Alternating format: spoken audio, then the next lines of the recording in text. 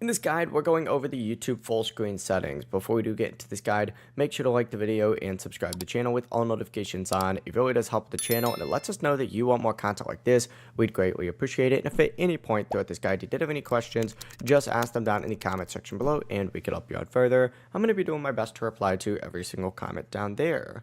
Now, to use YouTube full screen settings, open up the YouTube app and you need to tap on your profile icon down in the bottom right, and then go ahead and go into settings.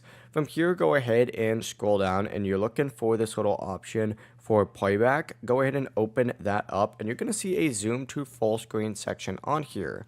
Go ahead and tick that on, and that's going to make YouTube automatically zoom videos so that they fill more of your screen when you're watching in full screen. Now go back, open up any video, and then tap the full screen icon in the bottom right or the top right of the video player. And if the video still has black bars, use two fingers and just pinch outward on the video and it'll zoom in. If you want to zoom back out, pinch inward, and this will help, the video fill your entire phone, tablet, or device while watching YouTube. The process really is that simple. Just tick on this setting and you're good to go. Sometimes this can also be in general as well, so just keep that in mind.